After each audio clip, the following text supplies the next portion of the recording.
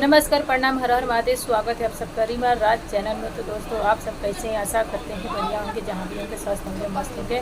तो नवरात्रि का लास्ट दिन है, तो आप सब दोस्तों कैसे नवरात्रि मनाए प्लीज़ कमेंट बॉक्स में बताइएगा। हमारा नवरात्रि तो बहुत अच्छा से ही रहा और आशा करते हैं आप लोगों का नवरात्रि भी अच्छा से ही होगा।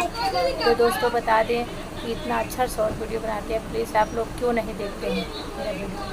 मैं इतना मेहनत करती हूँ बच्चों लोग का सुला के, खाना पीना बना के, फिर आप लोग ये वीडियो बनाते हैं, तभी आप लोग नहीं देखते हैं। जो झूठा खबर होता है, जो सही नहीं होता है, जो गंदा वीडियो बनाते हैं, उनका वीडियो आप लोग सपोर्ट करते हैं, पर हम लोग का वीडियो नहीं सपोर्ट करें। प्लीज़ भाई लोग, आप लोग ऐसा मत करिए। प्लीज़ हम गरीब पे ध्यान दीजिए और हमको भी सपोर्ट कीजिए। अगर हमारी वीडियो अच्छी लगती है, तो हमारी बात अच्छी लगती है, तो प्लीज़ मेरा video like comment and share करना मत भूलिए और ज़्यादा से ज़्यादा शेयर कीजिए और सपोर्ट कीजिए।